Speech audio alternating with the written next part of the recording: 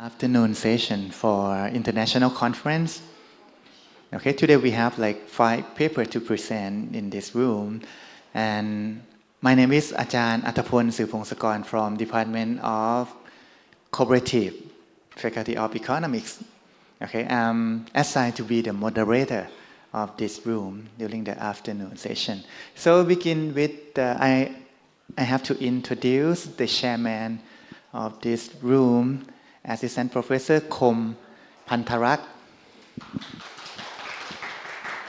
Okay, for the rule, okay, you have to say. Good afternoon, everybody. My name is Kom from Thammasat University, Thammasat Business School.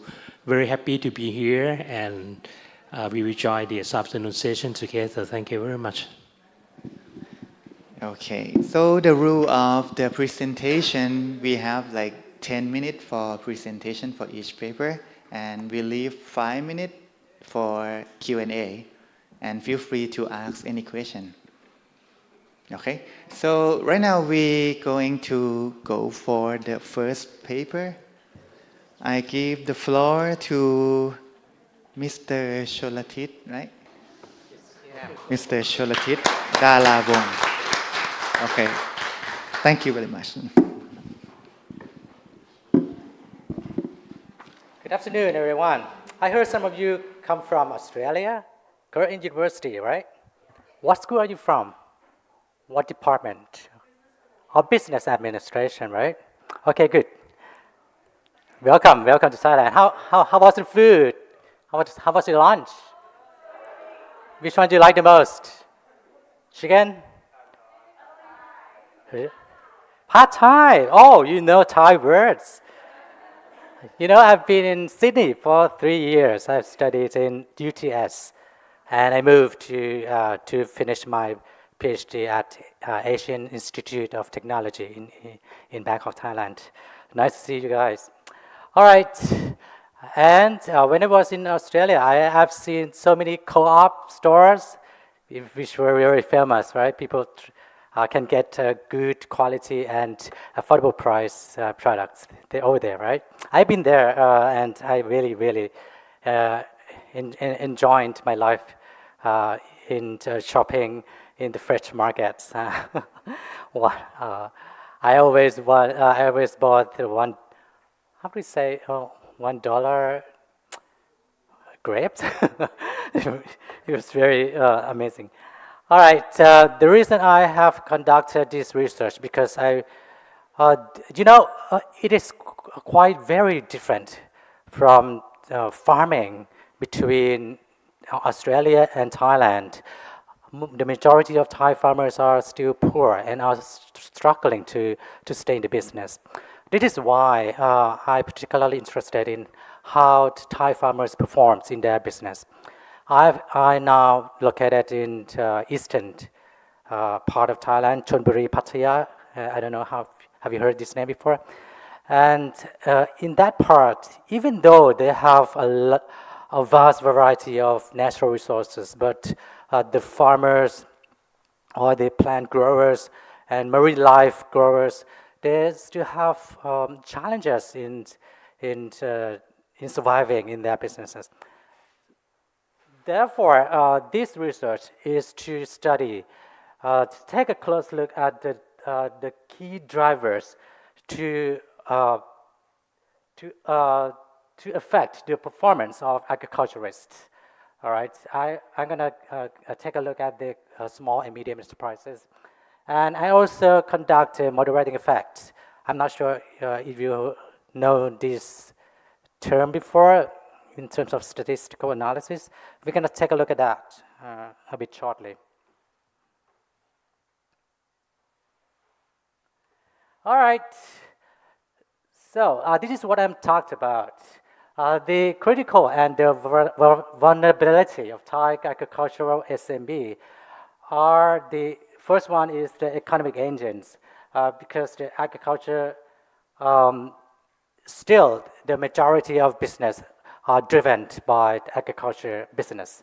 So the agriculture, agri-food supply chains has covered a vast variety of activities, including processing, distribution, and as well as exporting. And the number 2 challenge is the persistent challenges. It says here, despite the government support SMB, but it is still volatile, and especially right now, the government opened the markets to Chinese business entrepreneurs. So a lot of Chinese agricultural products come through the border areas, and there's the better price. Therefore, the agriculturists, the farmers, have these challenges, and they try to protect the markets by making good quality products that Chinese people are still not really to that point. And once we take a look at the literature, it has still the gaps of the literature, which is not covering the overall picture of the drivers of the agricultural performance. This is why the conceptual model is developed. Okay, it says the firm performance is driven by the effective utilization of internal resources and capabilities, as suggested by the RBV resource-based theory. So without the resources and cooperation between two organizations, we can't make the supply chains achieved. So in our study, there are 5 independent variables, starting with the top management support. Second is the organization culture, which drive the innovations of the farming operations. Development of alliances. This is very important. We can take a look at how these 5 drivers affect the performance. Total quality management, as I said earlier, the agriculturists try to develop and to initiate the quality product, and as well as the research and development. And we also have the moderating factor, which is industry type, consisting of 2 major types, including manufacturing versus service business. All right, moving on to the research methodology. We start with the target population. As I said, this is the photos of the do you know mushroom farming, which has the high nutrition ingredients, and it is very popular right now, especially for dry. Have you tasted dry mushrooms?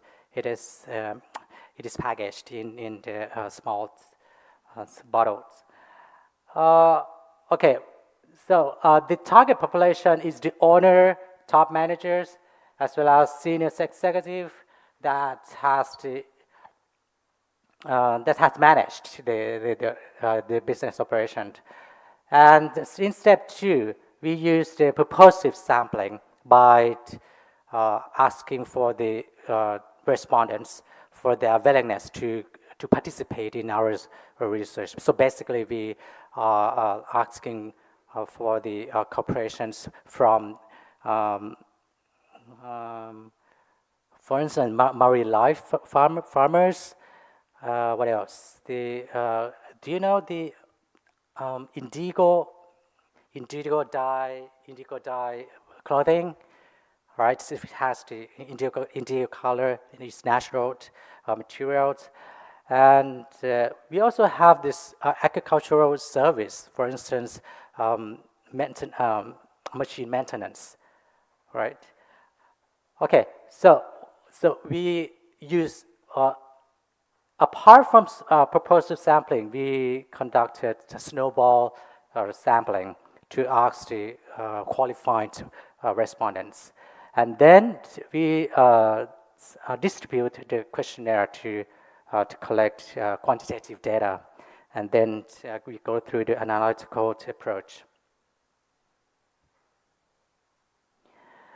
All right, so this is the the responses from the data collection, we have 304 usable questionnaires. And the industry type, as I said, we have service industry for 70%, we have manufacturing industry for pretty much 30%. Established age, so the majority of the establishment has over 4 years of establishment. Size and the capital configuration, so the firm size operate less than 20 members. So basically in Thai farming operations, they have this small and medium size, so the members of the groups are small. Registered capitals, so the majority is has less than, sorry, I don't see those in the figure. Okay, this is the statistical result. The average mean of each independent variable is mostly they are in the high level. So the mean, the highest mean comes from the first one, right? Yeah, management support, followed by the development of alliances. Okay, the third is research and development. The fourth one is total quality management. And the fifth is organizational culture. Okay, this is the measurement analysis. In terms of the Cronbach alpha to measure the internal consistency, we found that this values is over threshold level, which is over 0.07, 0.7, sorry. And the competitive reliability is more over 0.7. AVE also above to the acceptable level, SFL, and as well as discriminability has been tested. Okay, this is the key message of this result, this research. You can see that the most influential factor comes from what? Comes from management support. The better result. Meaning that the support from the manager or the owners of the organization has the major effect on the performance. All right, and number two comes from the development of alliances. We can't stay alone. So their suppliers, their distributors of each a single unit plays a key role to develop the overall supply chain performance. And then number three comes from total quality management, followed by the R&D, and lastly, it comes from organizational culture. Okay, in terms of moderating effect, we compare between manufacturing and service industry. And I would say this is the limitation of this study because the number of each sectors are pretty much different. You can see the service industry has 200, above 200, but the manufacturing is less than 100. As you can see here, the primary drivers, it's basically different. You can see in the manufacturing sector, the primary driver comes from the development of alliances, meaning that in terms of producing, this is the, have you ever tested fruit wines? I think you better find the good test of the local wine. It is very good test. And what is it? Oh, as I said, it is indigo dye clothing. So in terms of these manufacturers, the development of alliances, meaning they have to make the relationship with their suppliers, and for instance, fruit growers, for instance, pineapple, grapes, planters, things like that, and as well as the fabric manufacturer to make this business outperform. In terms of the service industry, we have a lot of participants. In this case, the primary driver comes from management support. So in this case, in terms of the service industry, if you are working on this industry, you have to be careful in terms of management support. All right, so this is discussion part. Leadership is at the core, as I said, in terms of, especially in service industry, top management is the apex driver. So agriculture SMB rely on centralized decision making because there are a small amount of numbers in organizations. Once the top management has to make the right decision, the overall performance will be positive and beneficial. And inter-organizational mode, that means the alliances come into play to work things out. And then these two major factors can drive the efficiency process, as well as, but we can't overlook the total quality management and research development. Okay, for the agriculturists, so these research provide the recommendations. For instance, the leader must show their charisma by giving the visions, right directions, and as well as to support the innovative culture in the organization. Continuous quality, so basically you have to be concerned on how to produce, how to proceed the total quality management process. And this is for there are two parts: alliances focus and leadership focus. So alliances focus, you need to look not just yourself, but you have to be taking care of your supply chain members, including suppliers, distributors, logistic providers, research institute. Okay, this is particularly important because the Thai farmers don't know much about the services from government agencies. There are a lot of agencies providing the consultation services as well as the pilot test service that I have been experiencing in the cooperative and local manufacturers. And for agri-service, so in terms of this sector, the leadership has plays a major role in making the good performance.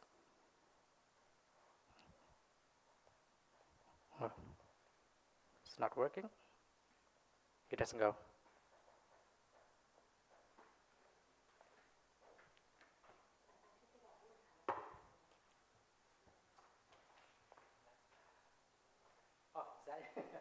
Okay, sorry, that's the end of my presentation. Thank you very much. If you have any questions, you can ask right now. Any question? Are welcome. Okay, we have 5 minutes for Q&A. So you can Yeah, so let the floor ask any question to Professor Solatit first. Yes. Yes, sir.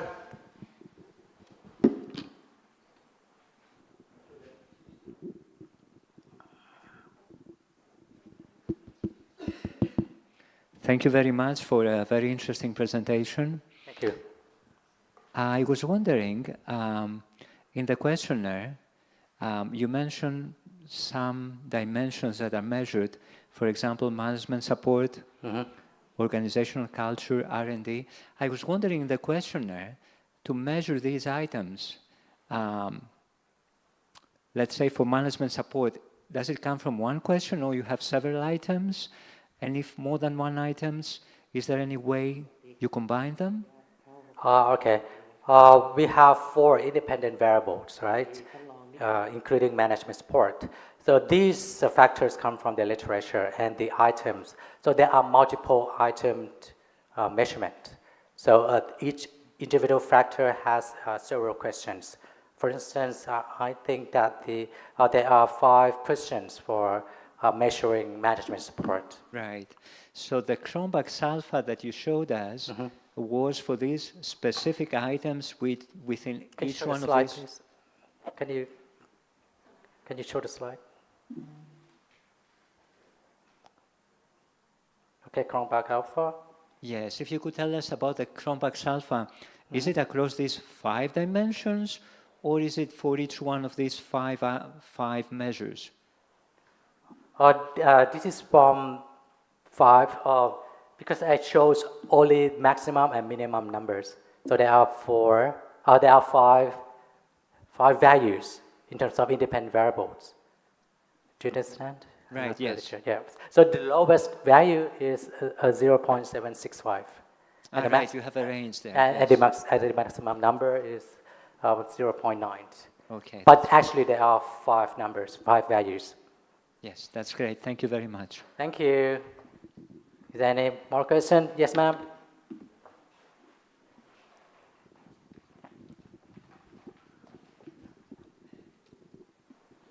What made you choose Eastern Thailand specifically as a study region, and do you think these findings would look different in another part of Thailand? I think so because the resource and the how would I say? Actually, I'm based in eastern part. I don't know much the other part of, but I believe that there are a big gap between local wisdom and because local wisdom come from the natural resources in that part, in that particular area. So that's why, in terms of that specialization and the know-how, then it's quite different in terms of the geographical environment.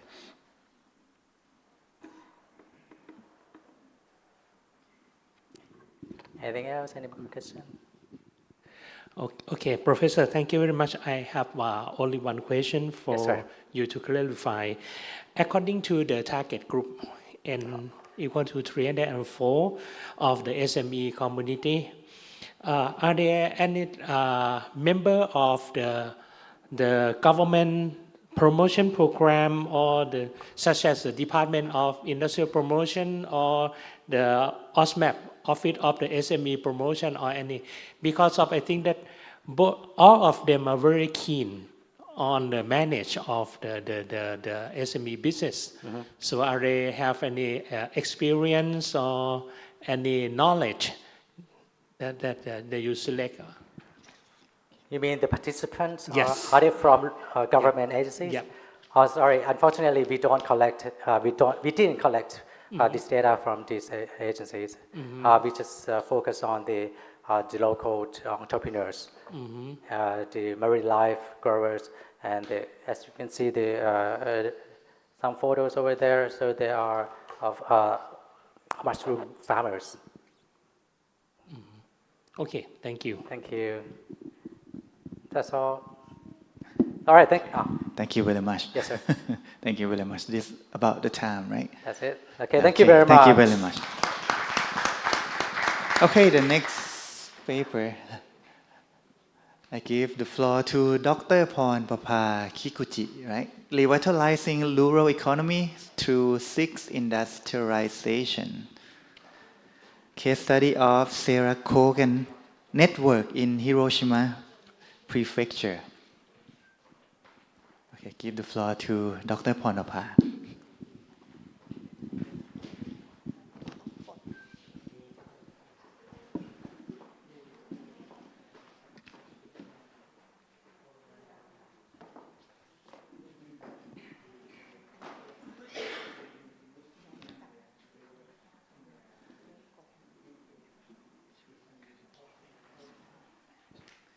Okay.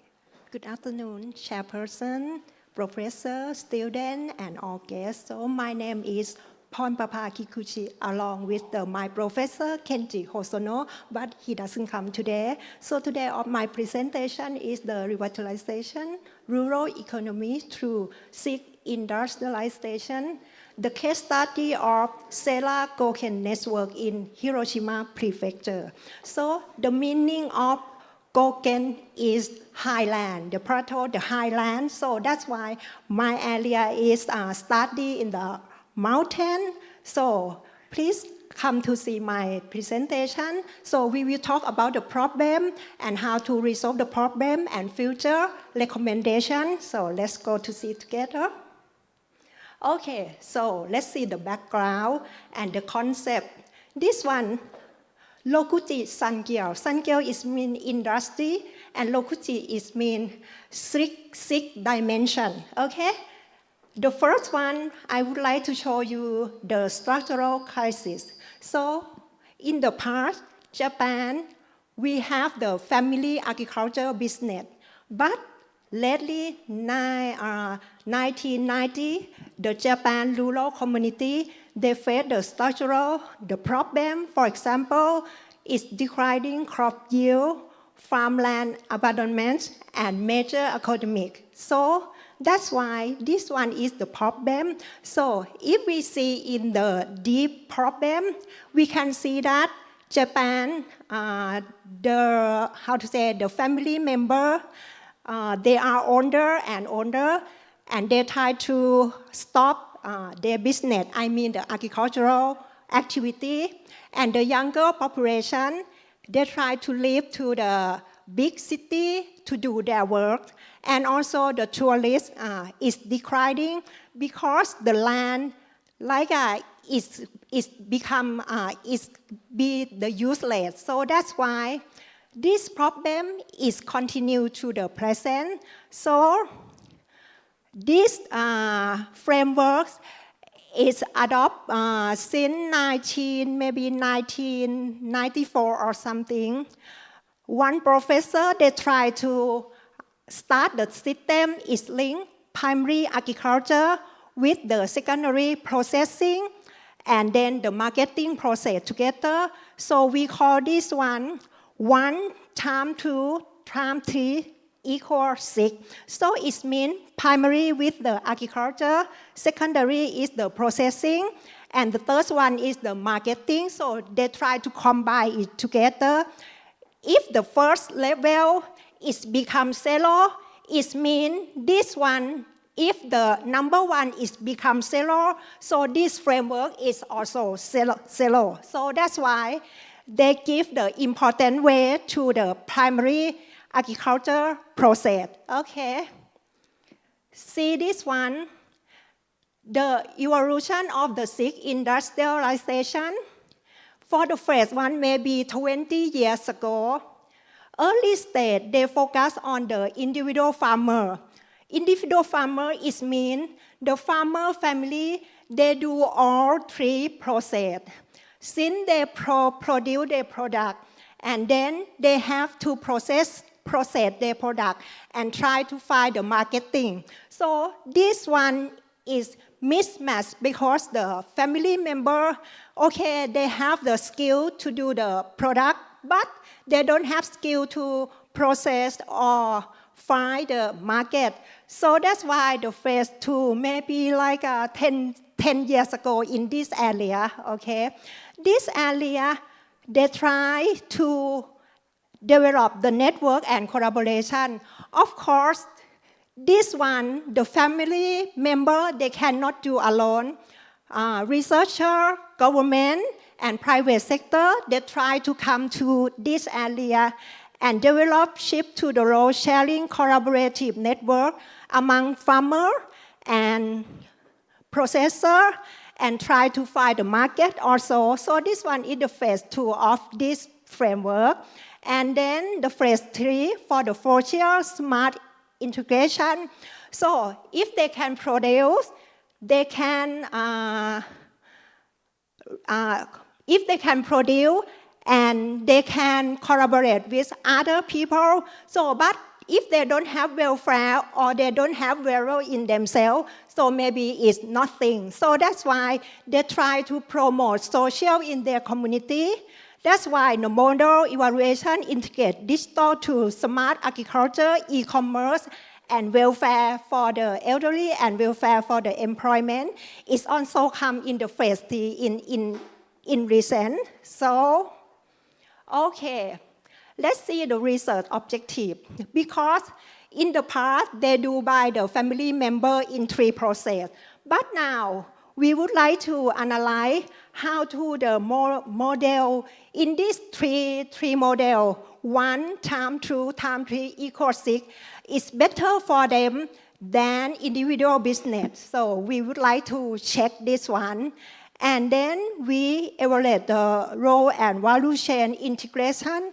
If they have collaboration, is fail or success, because some area is fail because they don't have collaborate together. Maybe you will know this problem.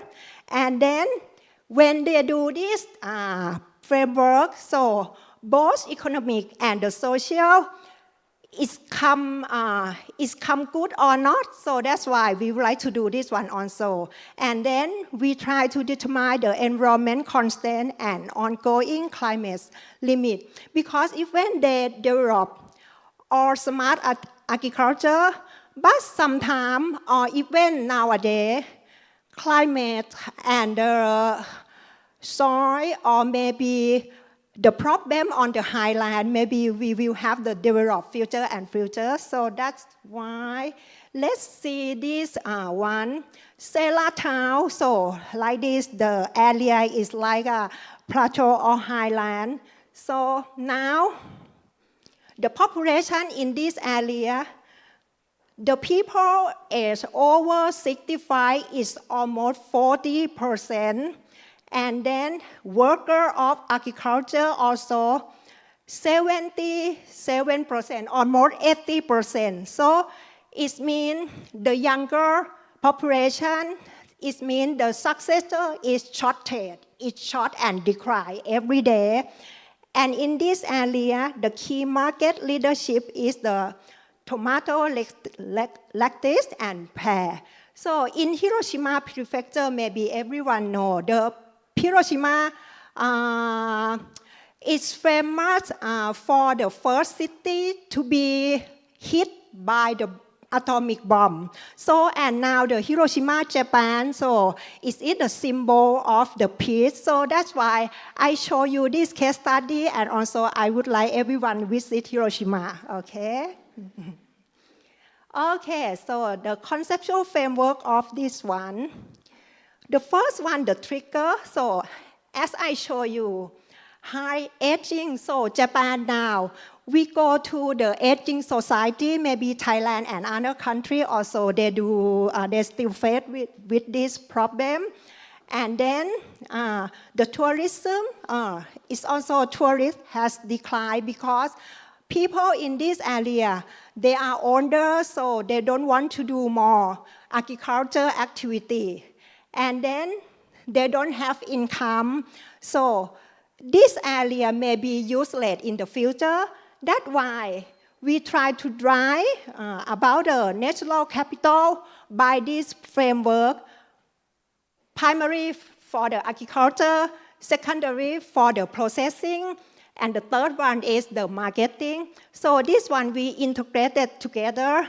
And then we try to encourage the people in that area, not only government, not only the private sector and researcher, but we try to encourage the people, for example, the women. We would like to encourage the housewife because if they do nothing, they don't have the value in themselves. So that's why the researcher, the government, they try to make them do something. So now they can have the shop, they can have the income to support their family, and also the retired people. If they do something with, with the benefit for themselves and for their family, so they will proud by themselves. So we share everything together, And also the government, they try to give the budget to support, for example, infrastructure, machine, or something that is necessary to their activity. And then we can see the outcome about the economic welfare and the living life of the people in this area. Come to see the value chain integration and technology. So after they separate, not individual business, but they separate them, do the marketing, do the processing, and do the primary for the agriculture. So that's why they try to make something premium for their community. For example, we try to connect with the Canadian organization to provide the hydroponic system, and then the yield grows. So the total production is go up to 13 billion yen in 2015, but in the past it's declining, but now it's increasing. And for the local employment, they have the high technology, maybe greenhouse, drone for survey the agricultural area to stable the local job for their community. Let's see this one. Okay. The SELA network practical solution now, overcoming fragment scale from 1999. They have 75 collaboration organizations from 0 to the 75 local organizations, and they bring the collaboration together. Even they share the knowledge to produce the product, processing, and also marketing in their area. And they have the signature about maybe we have the SELA hamburger, so we call SELA hamburger. It's unique and it is the original from this area. So if the tourists heard here for this one and then, oh, it is from the local community, so we try to promote everyone come to the SELA town. And then the people, individual member is about 1,400, and this allows small individual family farm to be have at a signature highly competitive unit. So they do together, but also they have the competition among themselves also to give them, to give them have the power to do everything better and better, okay? And then the most important of this town is the Yume Masuri Festival. It means the Dream Festival. We call this one the Dream Festival. We have the dream. We think this town can be the town that people happy, even the older or younger generation. So they create like a market space to people visit and share the processing, industrial, kitchenless farmer do everything by themselves. So that means this one cannot be success if they do only the people in the village. But all organization, private sector, researcher, and government, they have something to develop this area. So they said that this festival, if we do it every year, the people will come to this town every year and they will know this town. And then after that, they will try to teach everything for the young generation in this area. So this one is mean we try to connect the older generation to the new generation. So this is the concept that we continue this one to next generation, not stop for this generation. Okay, so now this time we try to create the branding of this town. Actually, people in Japan, they know more this town. We call SELA. So they know, oh, this one, we have the flower farm, And over 20 year training, they do continue to do training 20 years ago. And this system is trying to give the knowledge to the young people. So this is very important. If the older people, they die or they leave this community, the young people, they can do and continue this concept.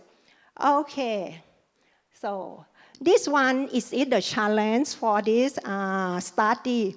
Because we have the severe lack of immediate younger successor, that's why we try to keep the training for the people come to this city, even they come back to the birthplace, or even they are not stay in this place. So that's why we try, even the foreigner also, the people will try to encourage them to do in this area. And the most problem that now they are very interesting because it is the climate change for the rainfall, for the unstable summer temperatures. Now Japan is very hot, almost 37, 38 degrees in this month, okay? So it is impact to the crop production. Okay, so now I would like to stop my presentation now and welcome all of you to share the comment. Okay, thank you very much. Okay, any other question for this paper? Okay. I found the model to be really incredible. It's a really good model that can be applied not just in that region, but other regions of Japan as well as other countries, which I know Korea is struggling through the same thing, South Korea. But my curiosity with it is because you are trying to let younger generations stay in these rural areas, other than these more touristy promotions, is there any sort of programs that are being promoted at the moment, such as like if they do marketing for the produce, for example, is there some sort of grant they receive, or is there some sort of subsidy they would get as someone staying in there, or is it all just mostly like tourism stuff that you guys have done? Okay, they have many programs. The first one is production of the people in the community, and they try to expand other programs also, even the creating the branding, and they try to promote the people come to the village. So this is the tourism program, right? So, and they also have for example, the drink, because in the Sela town, they have the marathon in the city. So this one is another program to promote people come to join and they sell the drink of the Sela town. So the meaning, if you drink this one, so you will have the power to do your work, you will have the energy to succeed your studies, something. So they have the word to promote, and many programs they try to build this area if they do not think the area is useless. So that's why they have many programs to promote this area. Does this include educational programs for agriculture? Is there any sort of schools there that are strictly promoting agriculture since it is one of their key outputs? Yes, the agriculture is the key of the community. So the first one that I said that if the agriculture is zero, everything is zero. So that's why the first one we have to start, and then we continue to many programs. Okay.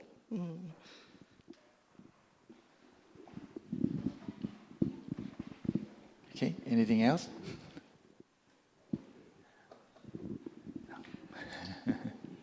Thank you very much for presentation.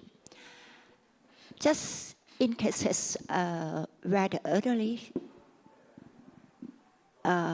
may not be able to use IT, what is the best recommendations? Oh, thank you very much for your question. This is very important. Okay, so that I said they try to bring the technology smart agriculture to this area. But in this area, most of people, they are 65 years old. So that's why they try to separate. if some group, if they want to study the IT, AI, so the government,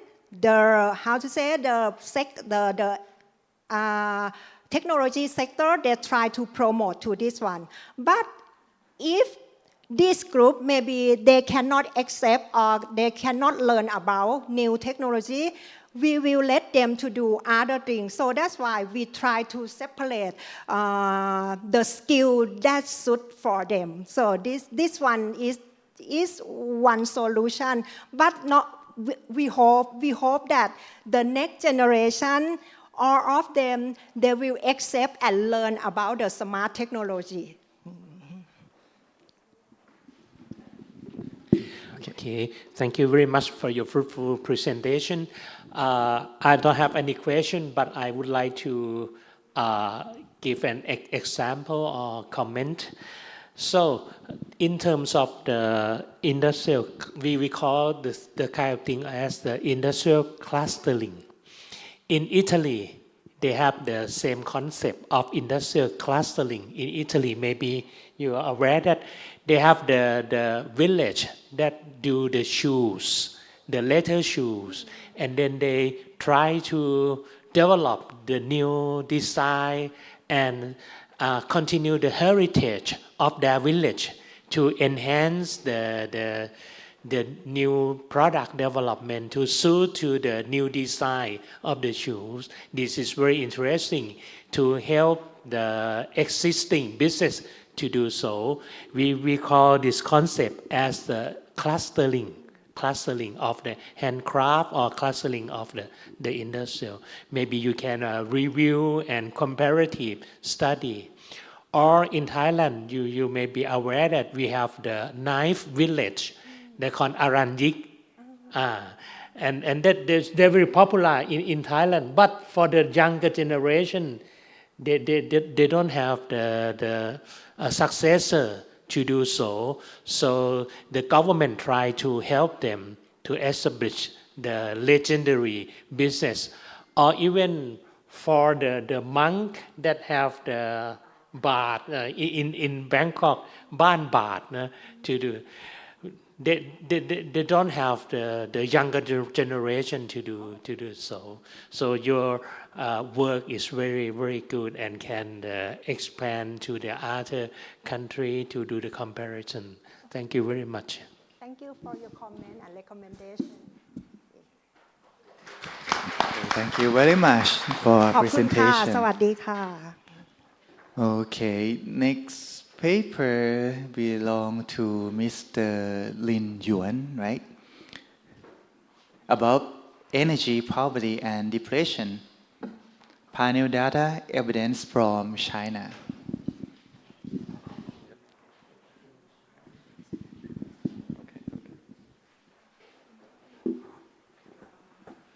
Okay, hello everyone. My name is Lin Yuan. Today the topic of my presentation is energy poverty and depression among older adults in China. It may be a little bit different with our topic like cooperative, but it closely related to the weight waves we have experienced just mentioned in Japan or Europe or China. So, if we talk about energy poverty, what is the first inside in our mind? Maybe most of people will say that, okay, it may be a kind of poverty that we cannot afford the energy bills, and we cannot assess it with enough energy. But energy poverty is a very multidimensional definition because it's also a depression of modern energy services. So that energy poverty is also included the inadequate of energy services such as heating and cooling, cooking, and lighting. Even though the substantial progress has been conducted in the worldwide, energy poverty still be a international concern which affects millions of people, which the statistics show on the right. We can see the negative consequences of energy poverty, like 2 and 2.1 billion people don't have clean cooking energy. And more importantly, there are growing evidence show that energy poverty will lead to negative consequences of mental health or health condition or well-being.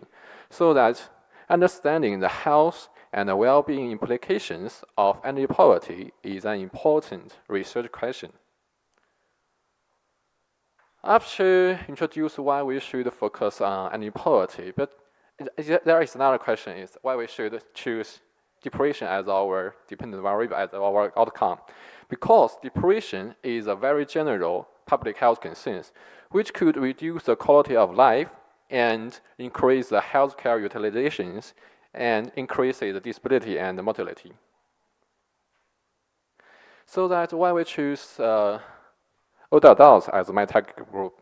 Because older adults, they always with a fixed or lower income. That means that their ability to, they have a limited ability to adjust the energy expenditure. On the other side, older adults always spend more time indoors, which means that they are more exposed to inadequate thermal indoor conditions and air pollutions. In the end, older adults always with a poor health condition, which may make them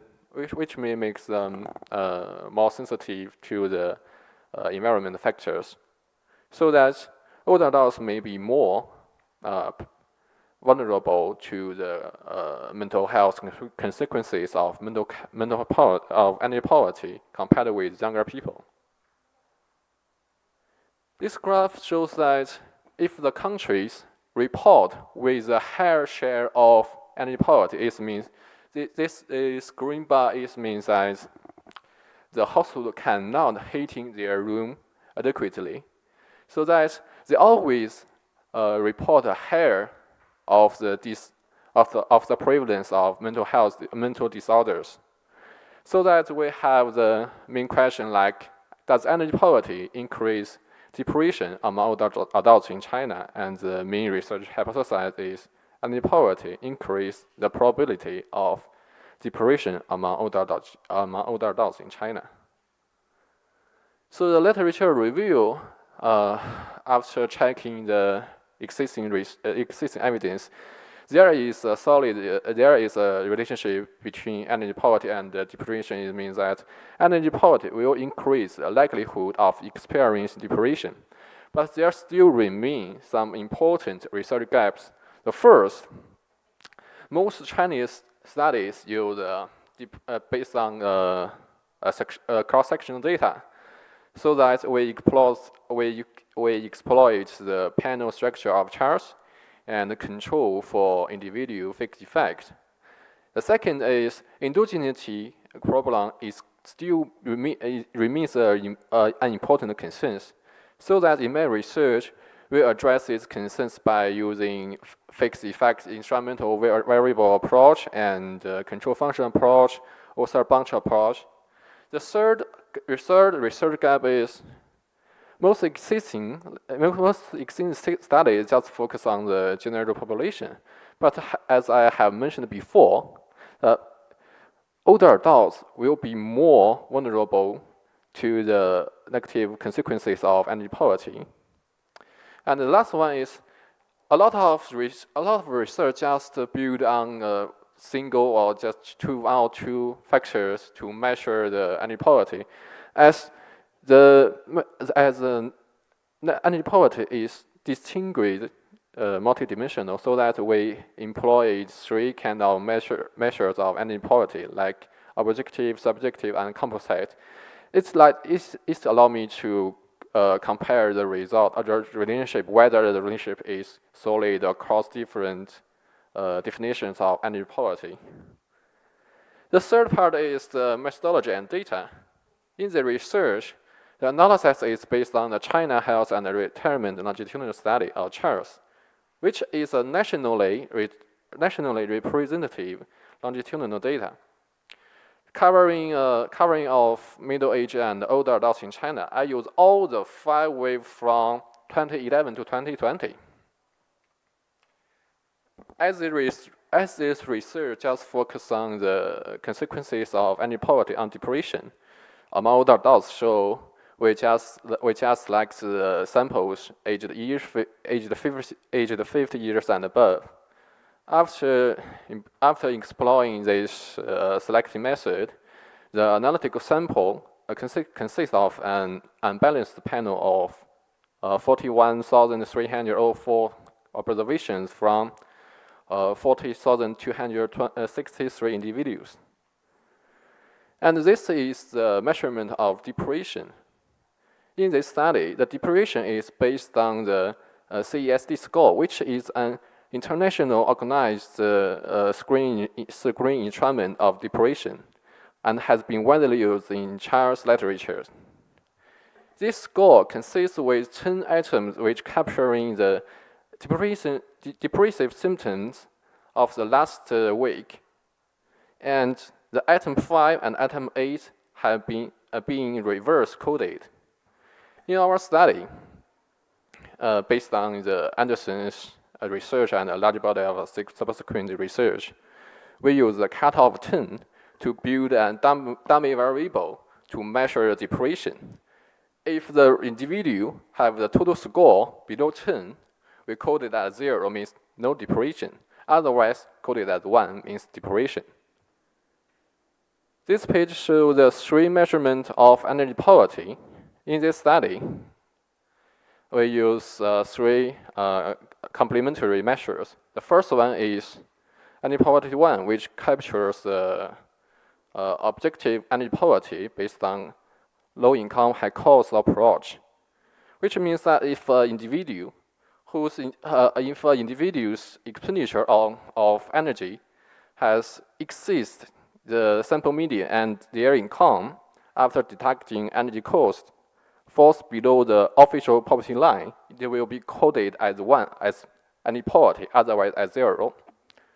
The second is energy poverty 2, which captures the subjective energy poverty. This indicator, based on the interviewer assessed thermal condition, if household had been recorded as cold or hot, it means these households are classified as energy poverty. The third one is a composite indicator. It tests whether the household satisfies either objective or subjective energy poverty. About the baseline model, I use the fixed effects model, which led me to control for all time invariant characteristics, which may impact both energy poverty and depression, such as early life experiences and genetic predispositions. So that the coefficient of our interest is identified from the within individual change in energy poverty over time. But even though the fixed effect model helped me to control for the time invariant factors, just the endogeneity question still be a concern. So there is 3 main sources of endogeneity concerns. The first one is reverse causality, and the second one is time varying omitted variable, and the third one is measurement error. So that we need to add more robustness check. In order to address this concern, I have employed the fixed effect instrumental variable, which the IV is the community level energy poverty, constructed by the leave one out approach. We assume that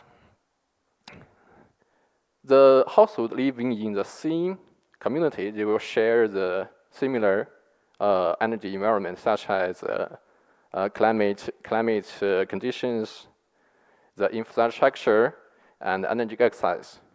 And after controlling for individual fixed effects, regional fixed effects, and time fixed effects, and a rich set of socio-economic factors, we argue that the community level energy poverty cannot impact the individual's depression, except through its impacts on the household energy poverty. So the next part is the result. After going to the regression result, I just want to introduce the preliminary result. You can see that across all three measures of energy poverty, individuals experiencing energy poverty exhibit significantly higher levels of depressive symptoms. And in our mid result, we can see that there is a statistical significant and positive relationship associated with energy poverty and depression. Specifically, energy poverty 1, objective energy poverty, associated with a 1.4 percentage point increase with depression. The energy poverty 2 associated with 1.7 percentage increase.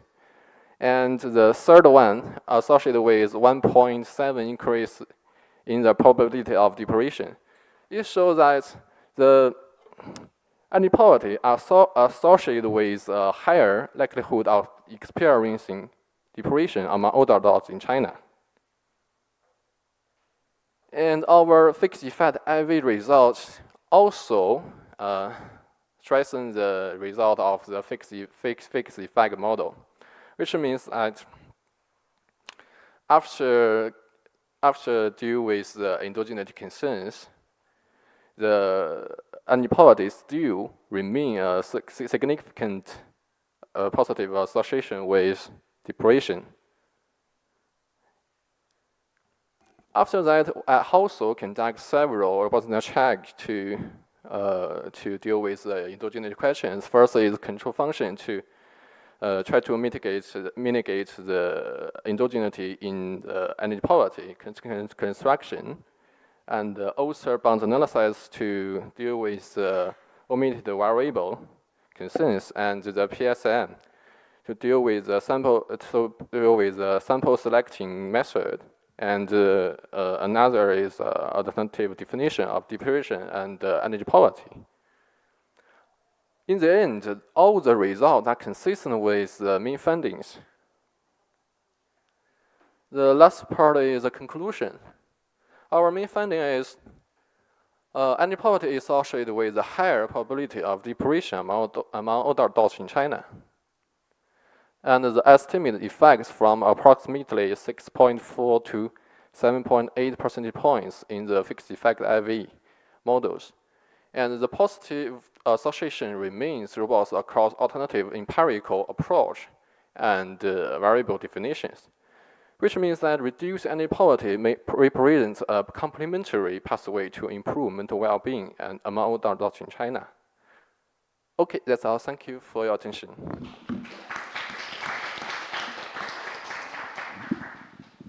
Okay, have any other question?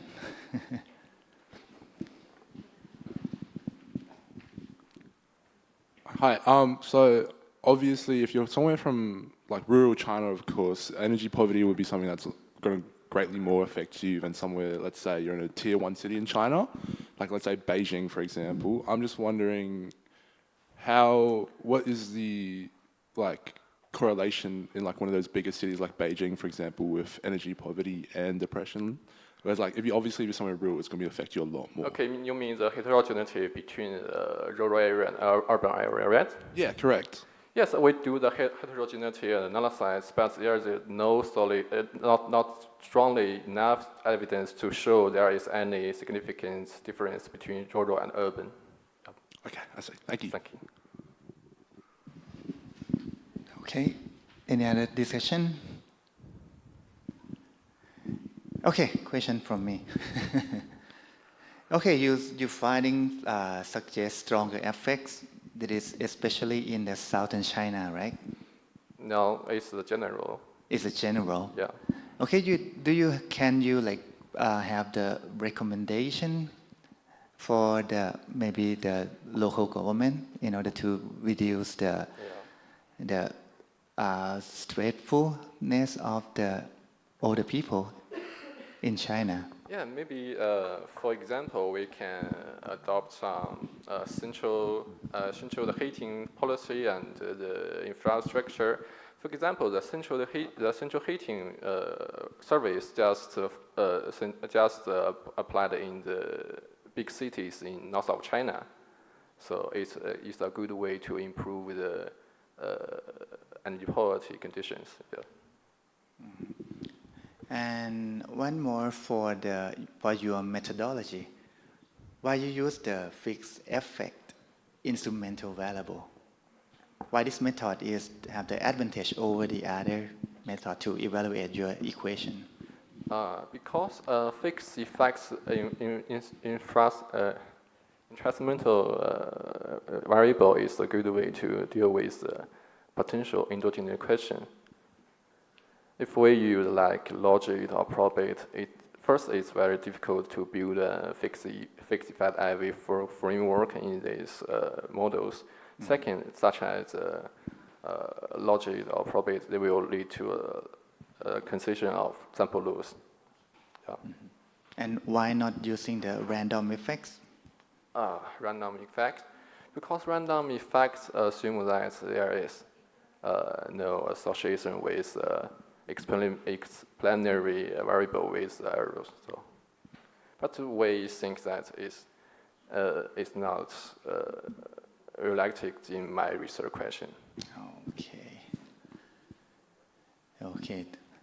Anything else for the question?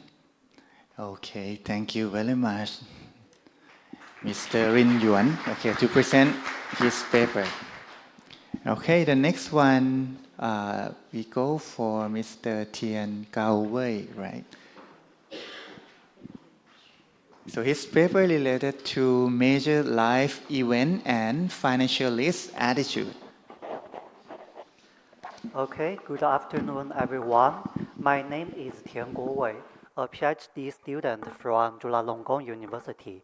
Today, I would like to present the paper, Major Life Events and Financial Risk Attitudes, which is co-written with two good professors from Chulalongkorn University, Professor Dusani and Professor Vasilius. This topic is less related to today's theme, but risk attitudes can determine how individuals and companies perceive cooperatives and make decisions. So first, let's have a look at what are risk attitudes. Risk attitudes are broadly defined as a person's willingness to engage in behavior with uncertain outcomes. It is meaningful for economists to analyze risk attitudes because risk attitudes can determine how individuals make decisions.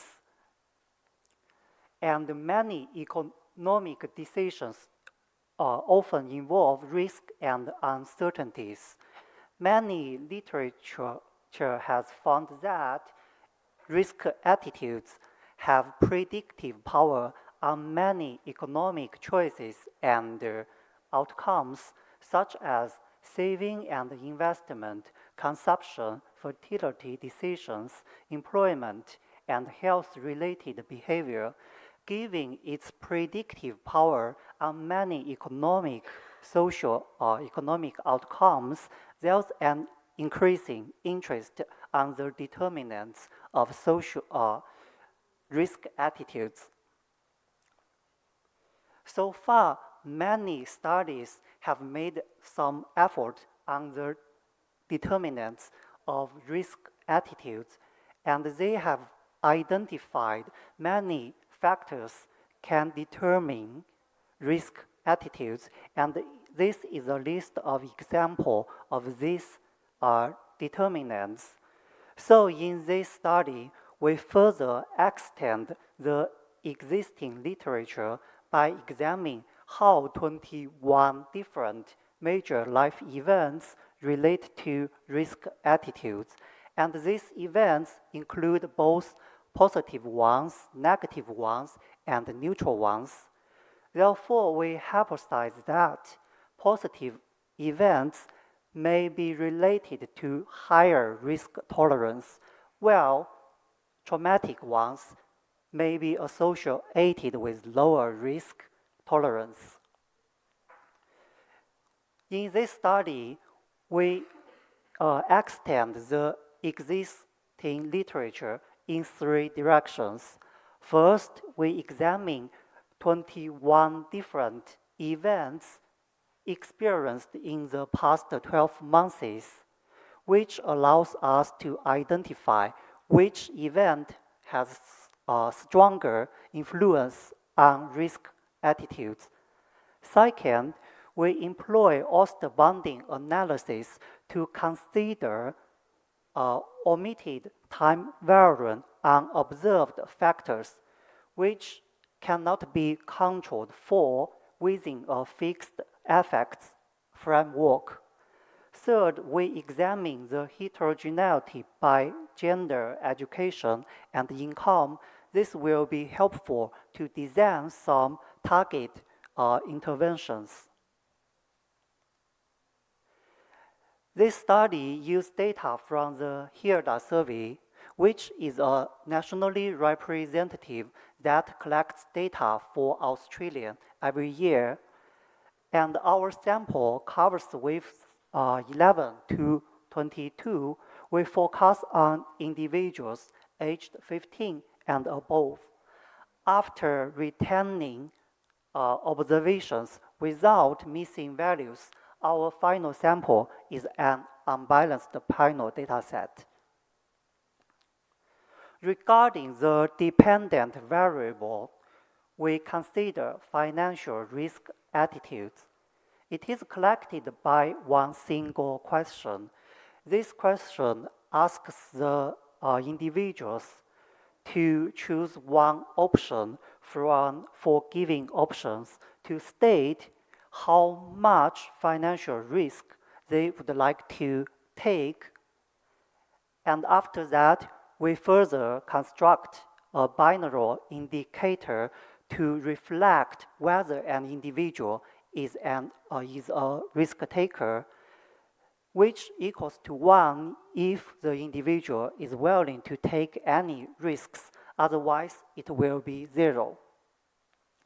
Regarding the key dependent variables, we consider 21 different major life events that happened in the past 12 months. The respondents are asked whether specific happened in the past 12 months, and they can answer yes or no. In addition, we have also controlled for several socio-economic factors, which is in line with the existing literature that focusing on the determinants of risk attitudes. And this is the model we are going to estimate. The first item on the left-hand side of the equation measures whether an individual is a risk taker, and the second item on the right-hand side of the equation measures specific events. X is a vector of control variables. In addition, we have also controlled for individual, time, state, fixed effects in our model. What we are interested in is the coefficient beta, which measures the influence of life events on risk attitudes. However, this model only controls for fixed individual effects, but not for omitted time-variant unobserved factors. To address this issue, we further employ Oster-Bonding analysis. This method uses information on selection based on observable characteristics to infer the extent of selection on unobservables. And this table reports the baseline estimates. From the second column of this table, we can see that 3 out of 21 major life events significantly influence risk attitudes, which are a major worsening in finances, weather-related disaster, and windfall income. And this figure provides a clearer illustration about the effects of these three events, we can see that a major worsening in finances and a weather-related disaster significantly reduce risk tolerance of individuals, while windfall income increase the probability of being a risk taker. This table reports the estimates from the Ost-Bonding analysis. The second column reports the baseline estimates from the previous table, and the third column reports the estimates from Ost-Bond analysis. We can see that for all of these three events, the baseline estimates are broadly consistent with the estimates from the Ost-Bonding analysis. So we can conclude that time-varying omitted unobservables is not a concern for our baseline estimate. We further check the heterogeneous effects by gender, education, and income. From this table, we can see that all of these three events differ in their effects across different population subgroups.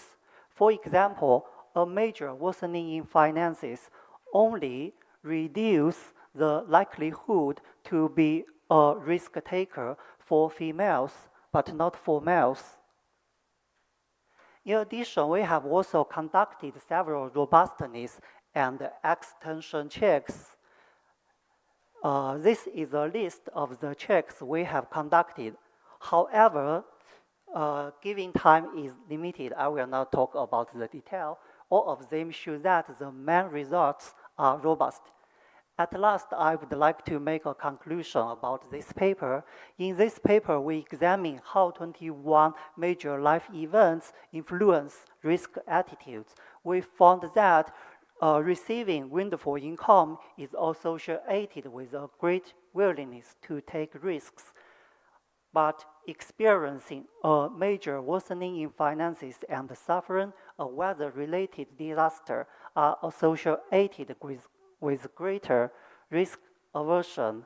In addition, we have also found that risk attitudes respond differently to life events across population subgroups. Finally, our study suggests that recent life experience may be relevant when providing financial guidance or designing investment strategies. So that's all about my presentation. If you have any questions or comments, please feel free to ask.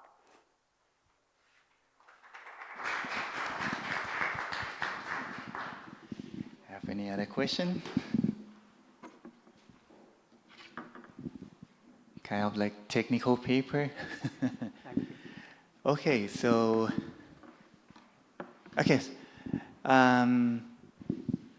in your paper, you found the effect persists for at least 2 years, right?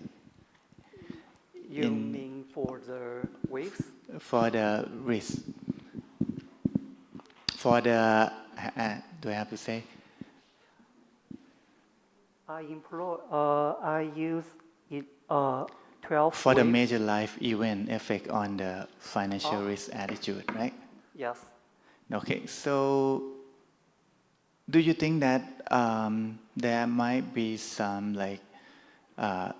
where the individual eventually return to their baseline risk preference, or maybe some certain life event create permanent change in the financial behavior? Actually, I have conducted this robustness checks for here, and we found for if I remember it correctly, a weather-related disaster have no lagged effects for risk attitudes, but the influence of financial windfall income and worsening finances, the influence will persist over 3 years. Yeah. But it's over 3 years. Yeah, and after that, they will go back to the original scale. Yeah. Okay. So any other question from the audience?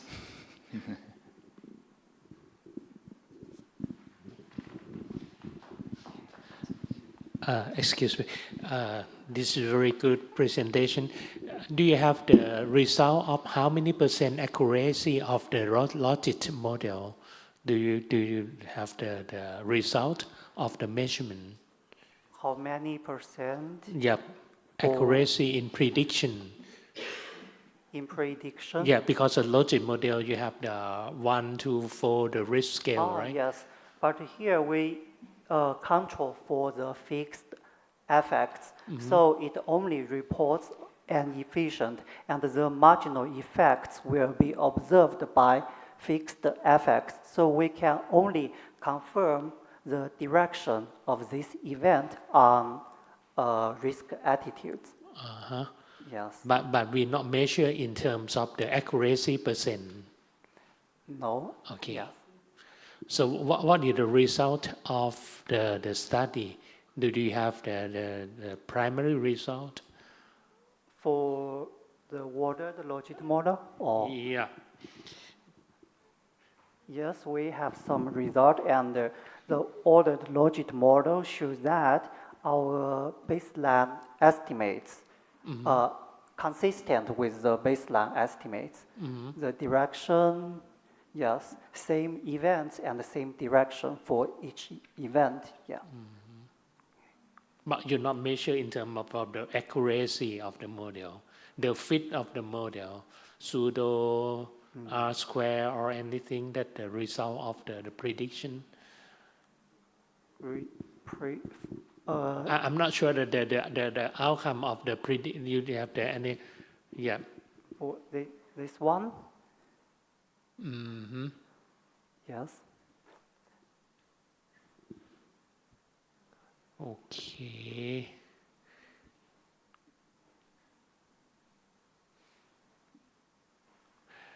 That is the effect of each event that affect to the risk, right? Yeah. Yes. This is immediate effect of each event on risk attitudes. And that is the top 3, right? Top 3, only 3 are significantly. 3 significant. Yeah, but for others, they are not significant. Only 3 of this is significant. Yes. Okay. So you have the next table. Yes. So this table or this figure only show next one. And this one, okay. Okay. Thank you. Thank you. Yes. According to your model, you use like is it like a live event 21 variable is like a dummy variable equal to 1 when that event occur and 0 if not, right? Yeah, that's right. Okay, and you also control for individual effect. Yes. Such as what? Such as personality traits, family background. Education, age, gender, kind Education of. Right? is not fixed individual effects because education will change over time. So it is included in the X. Yeah. Okay. Yeah. Okay. Right. And I kind of heard that you said later baseline model and Oster model. Yes. There seem like the same, the same results. So, or I get it wrong or what? So what is the importance of the Oster model compared to the baseline one? Yeah. Okay, because this model is for the baseline model, and the alpha I control for individual fixed effects or time invariant unobservables, but for time-variant unobservables, which change over time, we cannot control by using alpha I. So we further use Worcester bounding analysis to consider those we cannot control for within this model, and to check the importance for variables that change over time, but we cannot control for. And our results show that from both before we control for time variant unobserved factors and after control for time variant unobserved factors, both estimates are broadly constant. So we can conclude that factor that change over time, but we didn't control for in our baseline is not a concern to, or it is unlikely to bias our baseline results too much. So our baseline results are convincing. Yeah. So it means that variable is not variant by time, right? So it's like we don't have to concern about time variance. It means if we don't control for time variant unobservables in our baseline model, it's not an issue. Yeah, it's not an issue. Okay. Any other questions? I don't think we have any other question, right? Kind of technical paper in this case. Okay, thank you very much. Excellent paper. Okay, the next one, give the stage to Mr. Dr. Vasilis Saikos to present his paper, Entrepreneurship and Subjective Well-being, the Mediating Roles of Satisfaction with Finances and Free Times. Good afternoon, everyone.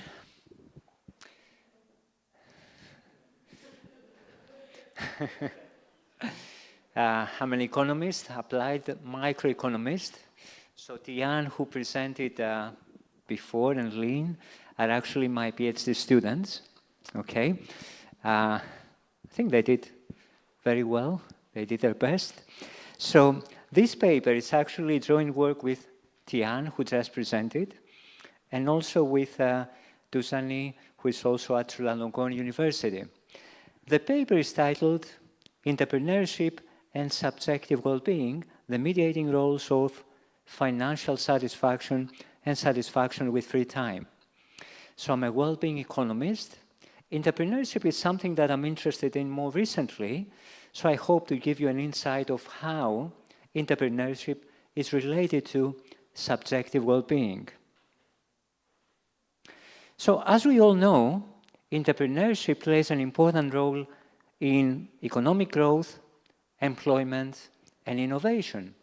However, we know relatively little about how entrepreneurship relates to the subjective well-being of entrepreneurs. Now, there are many reasons why people may decide to become entrepreneurs. Given the limited time, I will not go into these reasons. So who is an entrepreneur in our paper? We focus on opportunity entrepreneurs. Why is that? Because we believe that these are the true entrepreneurs. These are the people who choose entrepreneurship for personal or professional reasons. And also, opportunity entrepreneurship is growth enhancing and very prevalent in developed countries. Opportunity entrepreneurship contrasts with necessity entrepreneurship. Necessity entrepreneurs are those who typically have limited available options. So our focus will be opportunity entrepreneurship. Now, as you can see here from this diagram, we're going to estimate the direct effect of entrepreneurship on life satisfaction. Life satisfaction will be our subjective well-being measure, but we also want to understand the pathways through which entrepreneurship affects life satisfaction. So we're going to consider two possible mediators. The first one is satisfaction with income, and the second one is satisfaction with one's free time.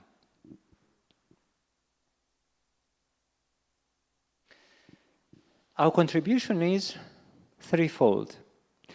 The first line of contribution is that we add to the literature on the effects of entrepreneurship. How do we do that? Well, this is one of the first papers for Australia. The second line of contribution here is that we seek to address endogeneity concerns. So I'm carefully using here the wording seek to address. Okay, we make an attempt to address the endogeneity of entrepreneurship. The second contribution is to explore heterogeneous effects across population subgroups. So we try to provide more nuanced insights into this relationship. And finally, we carry out a mediation analysis in order to understand the pathways of this relationship. Our data come from HILDA. These are nationally representative data for Australia. Okay, that's a nice coincidence that we have students here for Australia.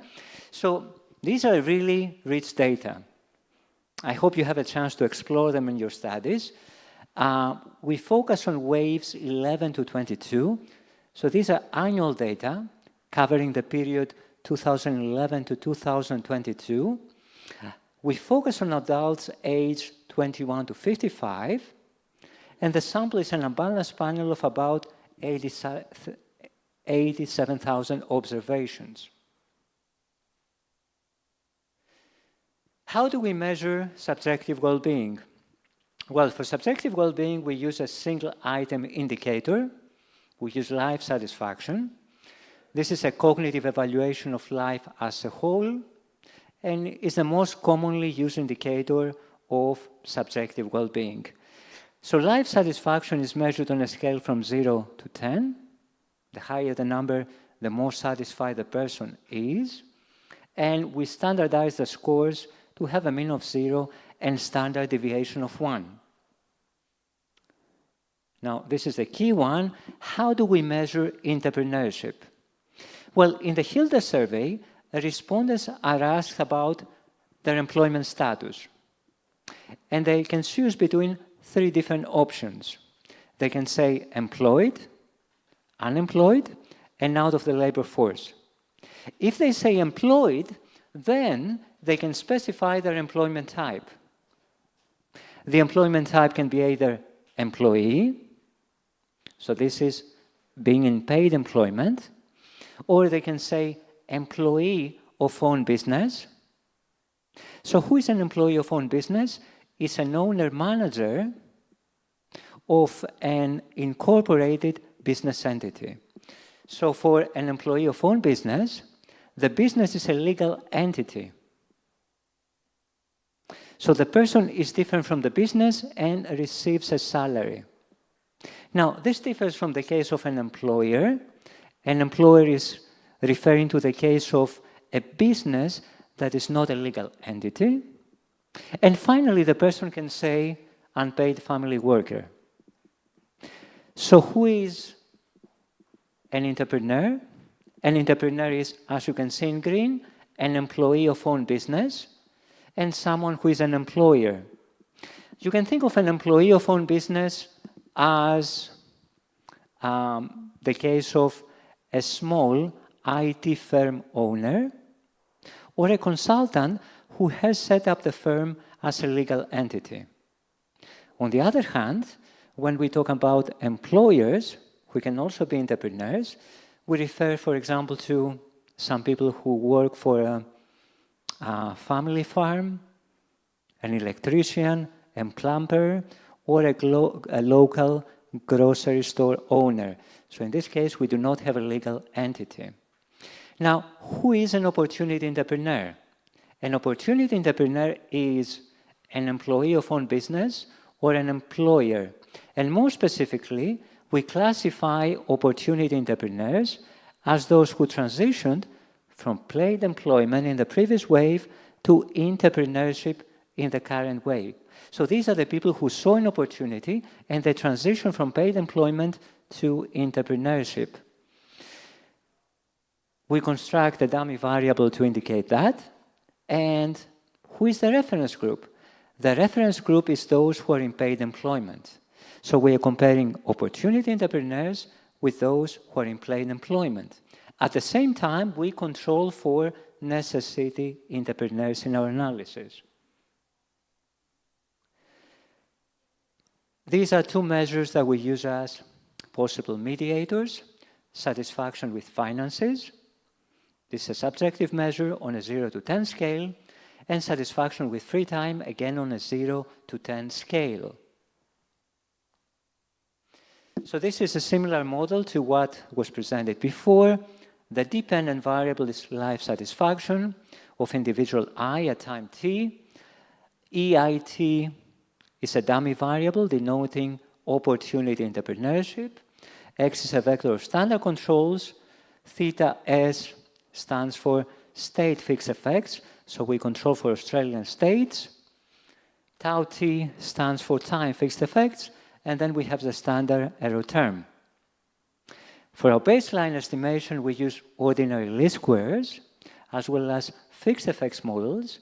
However, the estimates are likely to be biased due to the potential endogeneity of entrepreneurship. So this is a main thing that we try to do in a paper. We seek to address the endogeneity of entrepreneurship. I'll tell you in a minute how we do that. But the general framework in which we try to address endogeneity is a fixed effects instrumental variable framework. What is the instrument that we use? Now, this is the key in the study. So the instrument that we use is willingness to take financial risks. So in the survey individuals report the willingness to take financial risks. So this is a self-report on a scale of 1 to 4. 0 means not willing to take any risks. And the higher the number, the more willing to take financial risks. Now, this measure is a validated proxy of risk preferences. So this is the instrument that we use. Now, in the paper, we argue that the instrument is relevant and also uncorrelated with the error term. So this is what we argue. However, it's very difficult to satisfy the exclusion restriction. So we acknowledge that while the instrument is theoretically sound, we say that it's plausibly exogenous.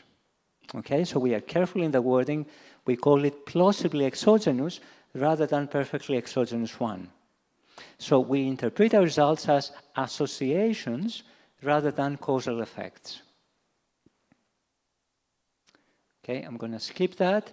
And I would like to show you here something that is quite interesting. So these are some descriptive statistics by employment status. So we present mean values for two groups of individuals. On the one hand, we have opportunity entrepreneurs, and the other group is those who are in paid employment. Now, as you can see here, on average, opportunity entrepreneurs report a relatively higher level of life satisfaction. So on average, opportunity entrepreneurs are happier, generally speaking, compared to those who are in paid employment. And also this difference is statistically significant, as you can see from the Mann-Whitney non-parametric test. Okay? So there's preliminary evidence that opportunity entrepreneurs are more satisfied with their life compared to those who are in paid employment. Of course, this is just a descriptive analysis. It doesn't control for a variety of other factors that might confound the relationship. So that's what we try to do next by running several regressions. So in columns 1 and 2, we have the baseline specifications.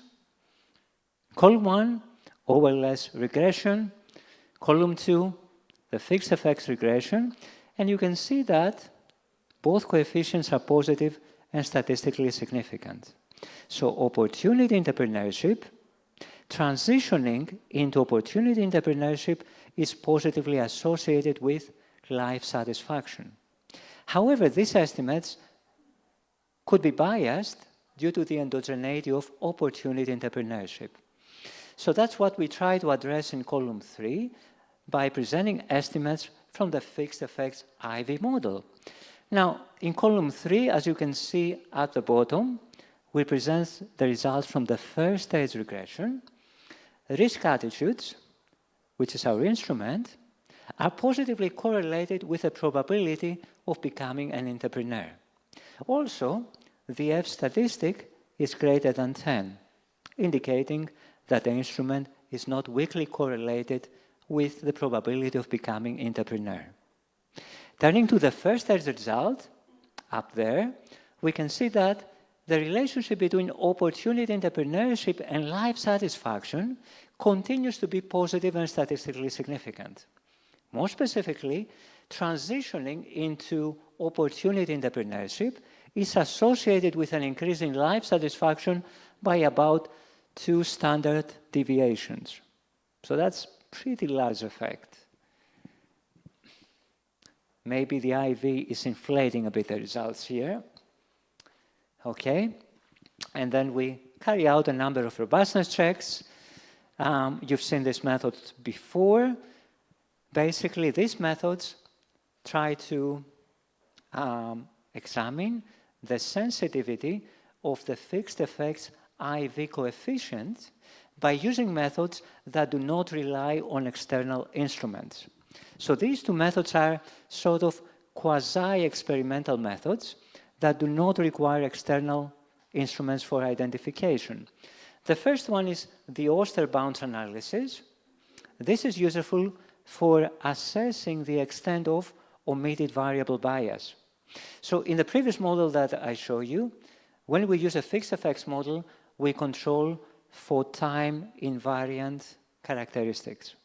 However, there can be unobserved factors that vary over time. For example, changing in family relationships, changing in work conditions, or the macroeconomic environment that could be unobservable, but changing over time, and failure to account for this in our model might still bias the estimates. So this is what the Oster bounds analysis does. It takes care of these time-varying unobservables. In fact, it doesn't control for them, it doesn't correct for them, but gives us an idea of how sensitive the estimates are when we account for these time-varying unobservables. So if you see the coefficient in column 2, this is the bias-corrected estimate.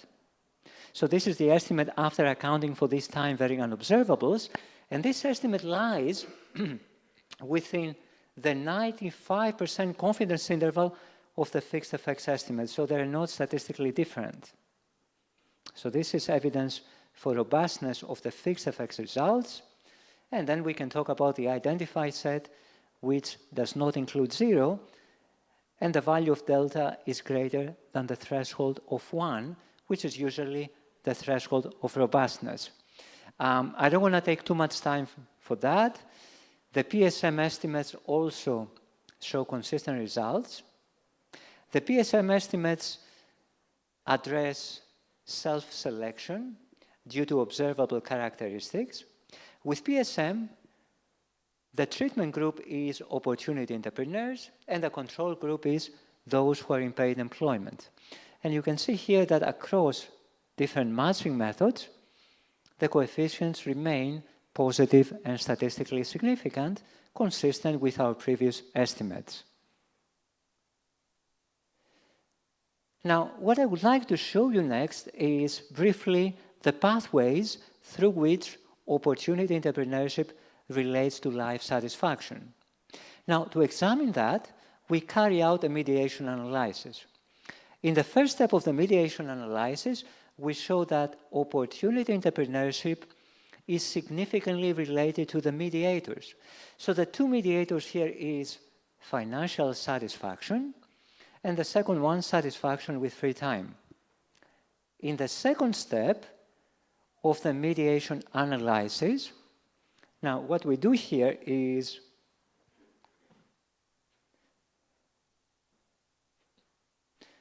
first to show that the mediators are significantly related with life satisfaction, as you can see here at the upper panel. Then, as a next step, this is the fixed effects estimate. So this is the estimate from the fixed effects model.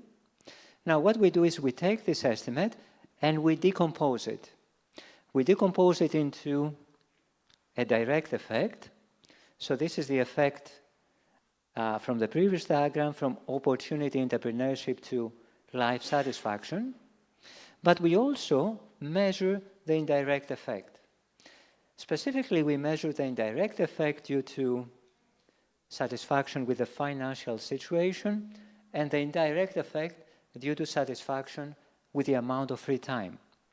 Now, what is interesting here to notice is that satisfaction with free time has a negative indirect effect.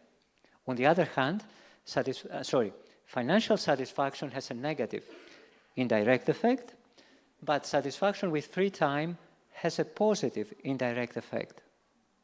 So this is key here. There's a trade-off between satisfaction with finances and satisfaction with free time. So to summarize, these are some other checks that we do. To summarize, using nationally representative data for Australia, we have examined the relationship between opportunity entrepreneurship and life satisfaction. We address the endogeneity of entrepreneurship within a fixed effects IV framework, and we find that transitioning into opportunity entrepreneurship is associated with higher life satisfaction, and this result remains valid across alternative empirical approaches. At the same time, we show that lower satisfaction with finances, but higher satisfaction with free time are potential pathways. So this is important in terms of some recommendations that we draw from our results. So what we suggest is basically that transitioning into opportunity entrepreneurship involves a trade-off. And this trade-off relates to satisfaction with free time and satisfaction with financial situation. So our results suggest that it's important to raise awareness about the potential benefits and costs associated with opportunity entrepreneurship. By raising awareness, hopefully, we can help those who aspire to become entrepreneurs to make a more informed decision. Thank you very much.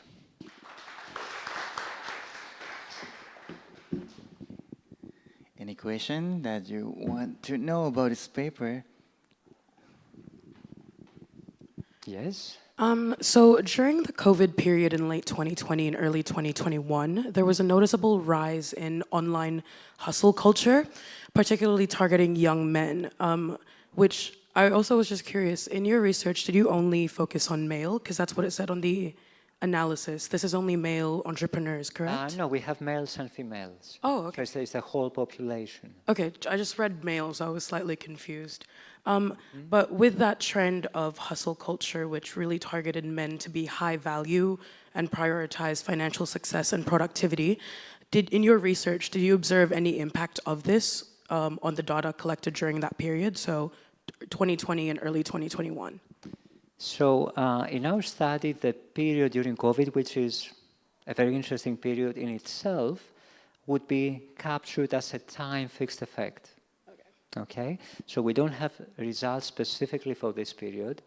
We calculate an average effect, but through the inclusion of time fixed effects in the equation, we can take care of these influences that can affect the results. However, it would be interesting to do a study specifically for that period and see before and after if there's a change in behavior. Yeah, that's a very good point.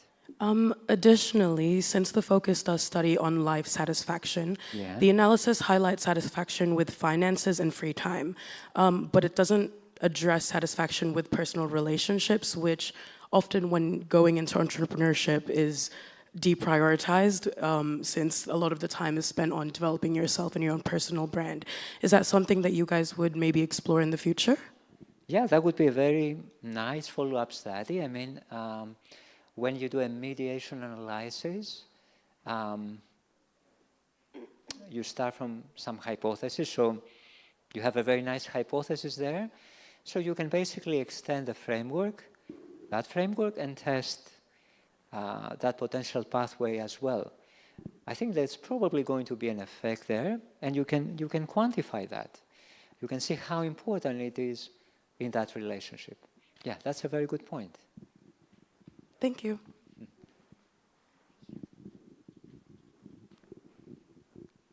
Any other questions?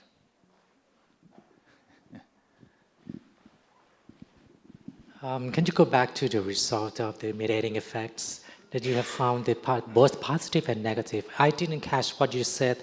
The reason why they have the different effects between the financial situation and the free time satisfaction. Can you explain a little bit more the reason under these situations? Yes, that's a very good point. So that's, I think, an interesting result here. Now, the question is what drives this result, right? And something that I forgot to mention, and I should have mentioned, is that in relation to opportunity entrepreneurship, so if you remember when I define opportunity entrepreneurship, I said that we define opportunity entrepreneurs as those who were in paid employment in the previous wave and transitioned to entrepreneurship in the current wave. Okay? Now, there's one qualification to that we measure opportunity entrepreneurs for the first 3 years after transitioning into opportunity entrepreneurship. Okay? Why do we do that? Well, first, this is consistent with the literature. Second, more importantly, the reason we do that is because we want to tease out adaptation effects, right? So when we measure subjective well-being, when something happens to your life event and you stay with the event for a while, after a while you return back to baseline, right? So this is what we call adaptation effect, okay? Now, to tease this out, we look at the first 3 years after becoming an opportunity entrepreneur.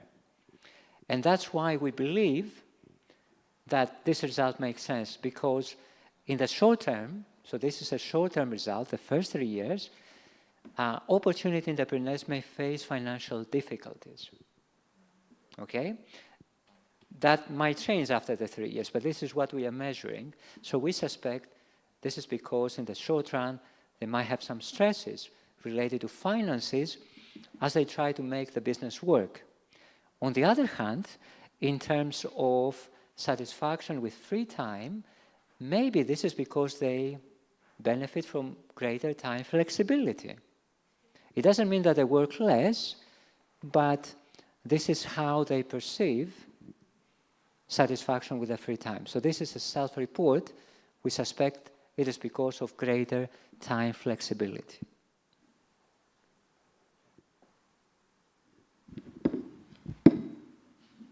Any other question? Okay, I'm curious just a little bit, Yes. because being entrepreneurship means you living in more stressful way, right? You have to be responsible for everything. Right. But in my common sense, it's supposed to be like have the negative impact on life satisfaction. Right. But in your study, you confirm that they have the positive relationship among Right. these two. Do you think this kind of like contrast to the real world? I think in the literature there are both. This is a very interesting thing. So in the literature they look at life satisfaction, subjective well-being of entrepreneurs.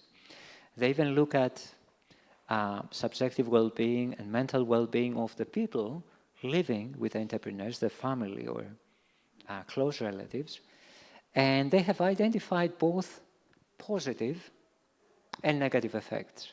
So both are possible. It is definitely worth looking at more measures of well-being, like this is just a single item indicator. Okay, we use it here because it's the most commonly used measure of well-being, but it doesn't mean that we would get the same with multiple item indicators like mental health, which would come from several items. And of course, these results are specific to Australia. So if we carry out a study for another country like Thailand or another country, it doesn't mean we're going to find the same. Or if we go even at a more micro level, we carry out some heterogeneity analysis, maybe for specific subgroups, the results might differ. So this is an average really effect, an aggregate effect. But both positive and negative effects are possible. Actually, I agree with you because of in the context of the developing country and developed country, maybe the difference between the people who live there in Australia or people who live in Thailand or in China, Right. because of the competitiveness or the supporting from the government or the any factor that impact to that kind of data. And that's really great, because what you are hinting at basically or explicitly saying is the institutional system that could potentially support entrepreneurs. Yep. So that's really great. And I think there's an interesting study for someone to look at a developing comparative country. in the other country. Exactly, yeah. Yeah, very interesting. Thank you very much, Professor. Thank you very much.